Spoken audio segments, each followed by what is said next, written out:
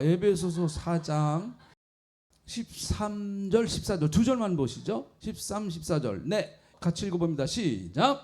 우리가 다 하나님의 아들을 믿는 것과 아는 일에 하나가 되어 온전한 사람을 이루어 그리스도의 장성한 분량이 충만한 데까지 이르리니 이는 우리가 이제부터 어린아이가 되지 아니하여 사람의 속임수와 간사한 유혹에 빠져 온갖 교훈의 풍조에 밀려 요동하지 않게 하려 함이니라. 아멘. 자, 에베소서는 교회론이라고 그랬죠. 교회론.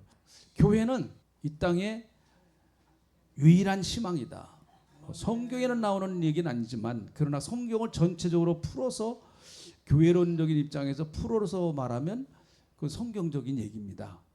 하나님의 역사는 항상 하나님께서 당신의 나라를 이루어 가시는, 이 땅에서 당신의 나라를 이루어 가시는데 항상 두 개의 레일을 사용하신다고 그랬죠. 하나는 가정과 하나는 교회. 이 두 개의 레일을 사용하십니다. 마치 기차가 지나가는데 두 레일과 같다. 자전거의 두 바퀴와 같다. 이렇게도 말할 수가 있겠죠. 사람의 왼쪽 오른쪽 눈과 같다. 교회와 가정, 이것은 하나님 나라를 이 땅에 이루는 일에 하나님께서 사용하시는 아주 중요한 두 개의 영적인 기관이다 볼 수가 있겠죠. 그래서 우리가 흔히 말하는 교회 같은 가정, 가정 같은 교회, 이런 얘기를 많이 하잖아요. 교회가 가정 같으면 참 좋겠다. 교회와 가정이 서로가 건강성을 유지하면 가정도 안 무너지고 교회도 안 무너지고, 이게 서로가 주고받는 영적인 굉장한 에너지가 서로 있습니다. 그래서 가정도 마찬가지죠. 가정도 참 교회 같기만 하면 가정이 얼마나 참 감사하고 좋겠습니까? 교회는 건강한 교회가 있어요. 건강한 교회. 사람 몸하고 똑같습니다. 옆에 분 좀 물어보세요. 요즘 건강하세요? 한번 물어보세요. 요즘 건강하세요? 근데 교회도 역시 마찬가지로 그것과 비슷할 수가 있단 말이에요. 어떤 교회는 참 건강한 교회가 있고 죽은 교회는 없습니다. 죽은 건 교회가 아닙니다. 그냥 우리가 이해하기 쉽게 그렇게 표현하는 거죠. 예수님의 생명이래 어떻게 죽겠어요? 그렇지만 병이 들 수는 있어요. 교회가 병이 들 수는 있습니다. 그러니까 병이 들면은 병든 현상들이 여기저기서 막 나타나겠죠. 여기저기서 막 나타납니다. 뭔가 현상이 나타나죠. 분명히 저는 이제 당뇨가 좀 있는데 현상이 있습니다. 당이 떨어지면 이게 벌써 현상이 나타나요. 이게 배가 고프기도 하고 뭐 이제 하여튼 뭐를 좀 먹고 싶은 마음이 막 들고 이제 그런 현상이 나타납니다. 그 좋은 거 아닙니다. 그래서 너무 배고픈 거 자주 찾아오는 것도 좋은 현상이 아니에요. 그거. 네, 좋은 현상이 아닙니다. 뭐 그것만 그러겠습니까? 각가지 현상들이 이제 여러 가지 현상이 나타나죠. 교회도 마찬가지예요. 교회도 병이 들면, 자, 교회가 병이 들면 제일 먼저 나타나는 현상은 뭘까요? 그건 각자가 느끼는 대로 다를 수 있어요. 근데 제가 볼 때는 분쟁이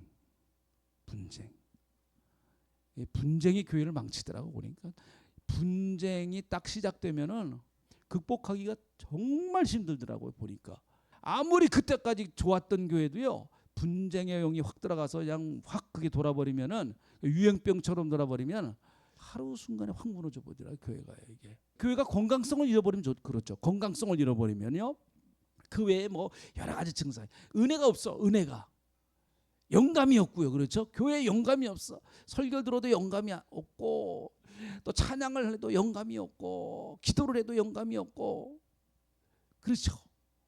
은혜가 없으니까 그런 현상들이 나타나고 그런 것이죠. 이런 것들이 분명히 인간의 몸이 아프면 현상이 나타나는 것과 같이 교회가 병이 들면 현상이 나타납니다.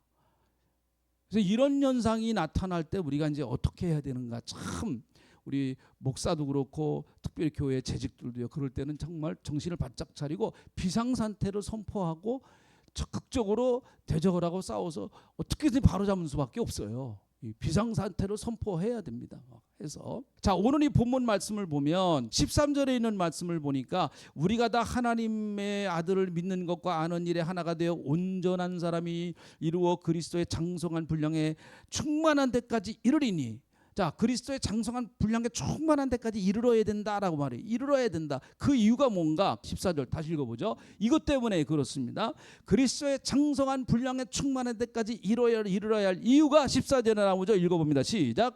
이는 우리가 이제부터 어린아이가 되지 아니하여 사람의 속임수와 간사한 유혹에 빠져 온갖 교울의 풍조에 밀려 요동하지 않게 하려 함이라. 네, 이것 때문에 그렇다는 거예요. 개인의 신앙도 그렇고 교회 신앙도 마찬가지입니다. 가정도 마찬가지예요. 교회도 마찬가지입니다. 개인, 가정, 교회 다 마찬가지라고 봐요. 흔들려 버린단 말이죠. 흔들려. 교훈과 풍조에 밀려 요동치 않게. 요동칩니다. 막 요동쳐요. 그냥.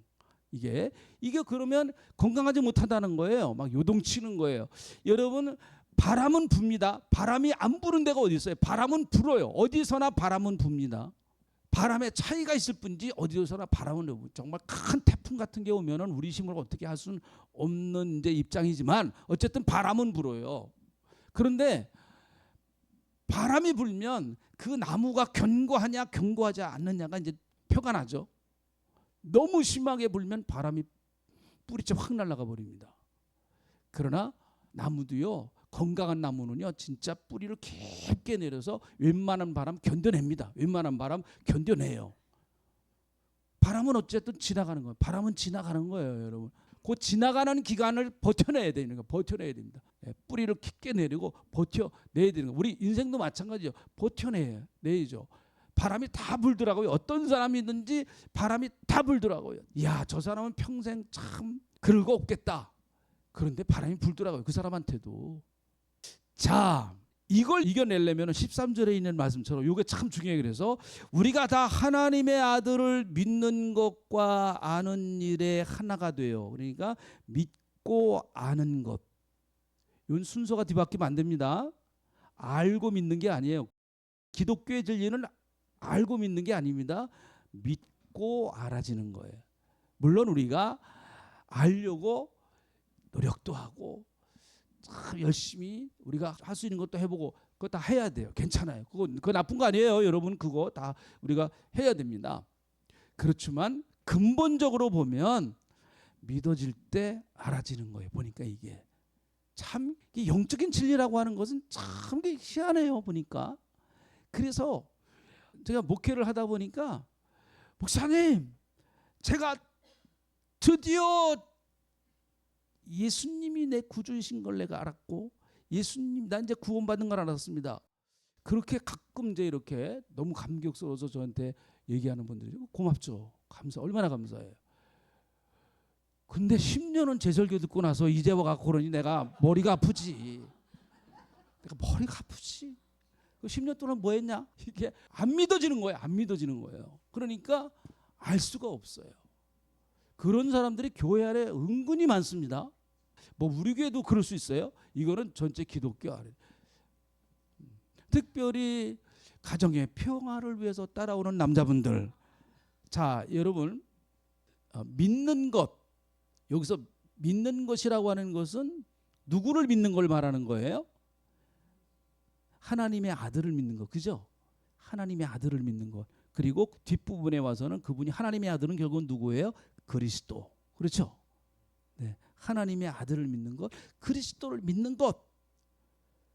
그리고 아는 것은 누구를 아는 걸 말하는 거예요? 결국은 그러니까 그 얘기는 똑같은 얘기죠. 누구를 아는 걸 말하는 거예요? 하나님의 아들을 아는 것. 아는 일은, 그래서 우리가 그런 것들을 정확하게 알아야 돼요. 아는 것. 성경에서 안다라고 하는 표현은 경험한다라고 하는 그 내용이 많이 강해요. 어느 날 가브리엘 천사가 마리아에게 찾아와서 너 아이 낳을 거야, 마리아. 그러니까 마리아가 뭐라고 그래요? 내가 남자를 어떻게 한다고? 알지 못한다. 그럼 마리아는 뭐 바본가요? 얘가 남자인지 여자인지 모르고. 성을 모른다는 게 아니죠. 그래서 안다는 얘기는 내가 남자를 알지 못합니다. 뭘 알지 못한다는 거예요? 경험을 하지 못했다라는, 경험을 못했다라는 얘기죠. 그거는요. 그래서 안다라는 얘기는 밀접한 관계 경험을 말하는 거예요.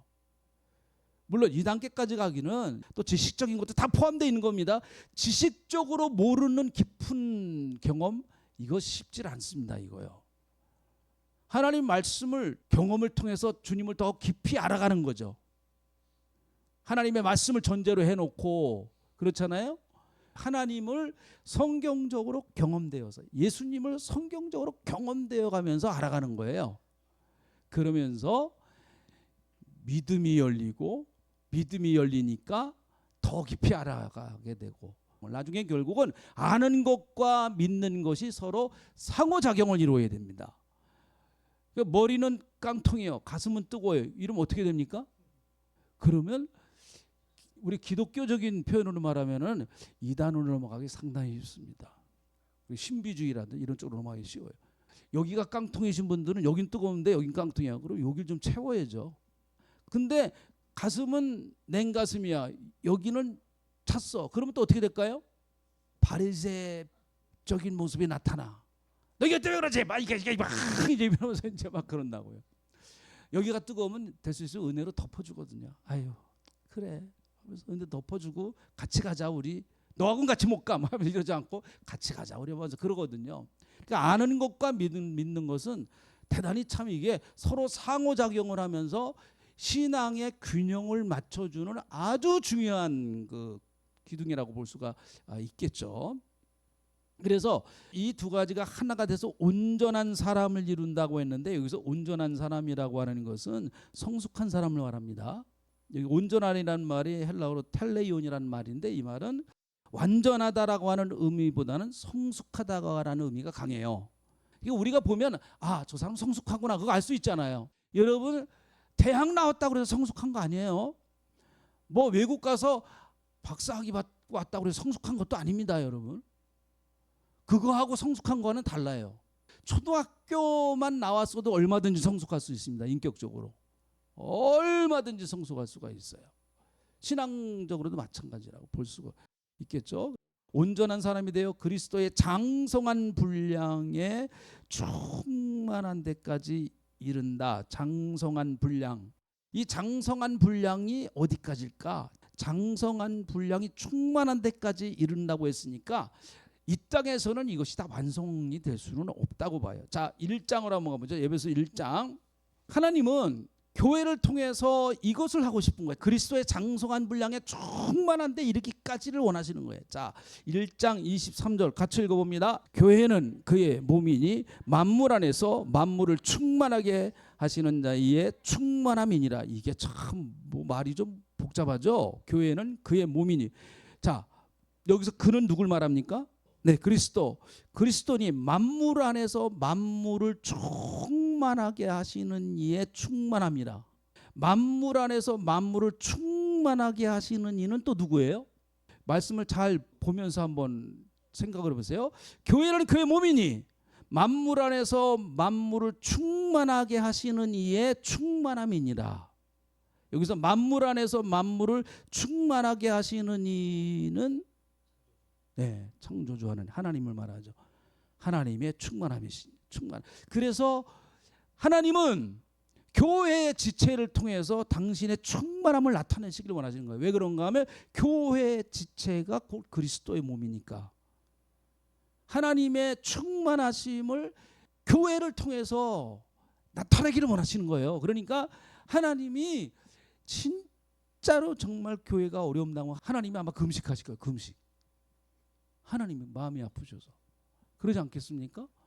교회가 하나님의 충만함으로 충만함을 나타내야 되는데 이게 그렇지 못하면 하나님 얼마나 마음이 아프시겠어요? 그래서 여러분 교회가 기본이 이런 기본이 딱 껴져 있어요. 교회가 이런 것으로 기초가 딱 닦여져 있고 이런 것으로서 우리가 교회가 반석으로 딱 제대로 잡혀 있어야만 그 위에 교회라고 하는 건물이 세워질 때 하나님이 보실 때 건강한 교회가 세워질 수 있다.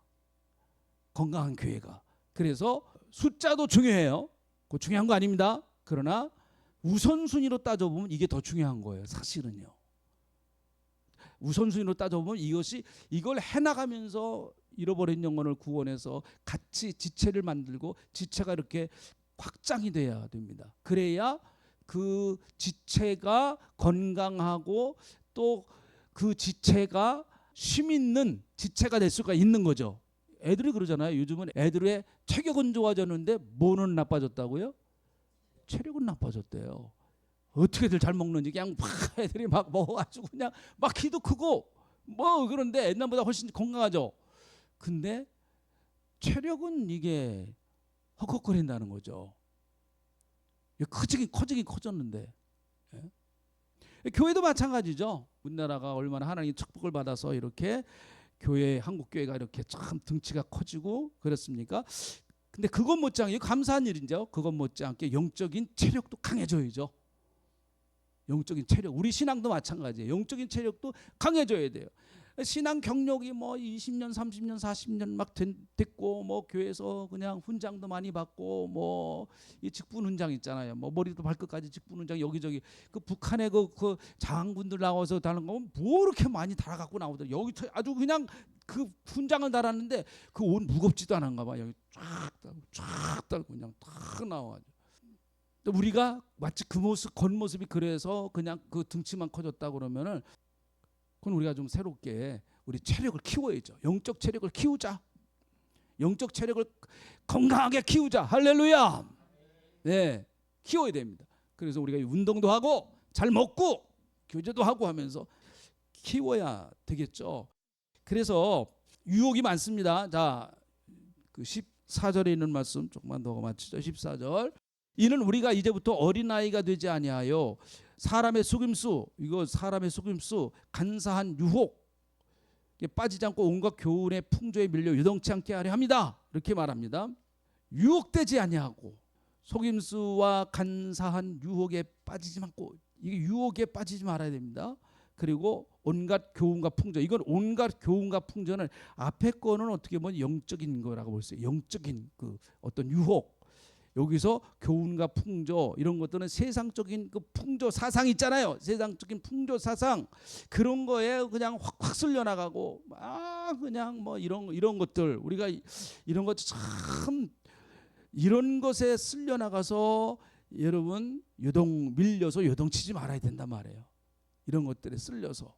그러니까 예수 믿는 사람들은 신앙의 줏대가 있어야 돼요. 네, 자기 신앙에 딱 줏대가 있어요. 성경적인 근거를 가지고 나는 이렇게 믿는다고 하는 자기 신앙의 고백이 확실하게 있어야 됩니다. 또 우리가 여러분 그 신앙에 또 가서 조금 얘기하면 흔들리고 조금 얘기하면 또 흔들리고 그거는 아직 믿음이 좀 어려서 여기 어린아이 그런 어린아이의 일을 버리라 그랬잖아요. 그런 것들은 사람의 속임수 간사한 유혹 이거 버리라고 그랬습니다. 요동치지 말라. 이 요동치지 말라고 하는 얘기는요. 그 이게 무슨 조타 장치가 필요 없는 배처럼 조타 장치가 없어요. 그러니까 바람이 부는데 이쪽으로 바람이 불면 이쪽으로 확 흔들리고 이쪽으로 바람이 이쪽으로 확 흔들리고 바람이 너무 그냥 왔다 갔다 하는 거예요. 그러니까 자기 중심이 없어요. 그러니까 이러면은 신앙이 안 되잖아요. 그러니까 옛날에 그런 말이 있었더라고. 어린 나귀를 데리고 어떤 사람이 끌고 가는데 가다가 보니까 아이고 어떻게 나귀를 끌고 타고 가면 되지. 가만히 들어보니까 그 말도 그래 나귀를 타고 가야지.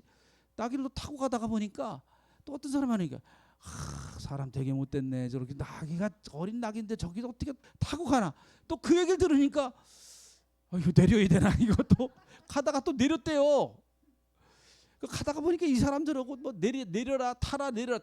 이 사람이 나귀를 얻고 갔대요. 나중에는 얻고 갔대. 예수님 딱 중심에 두고 중심을 잡으세요. 자, 아멘 합시다. 아멘. 그래 흔들리지 않는 거.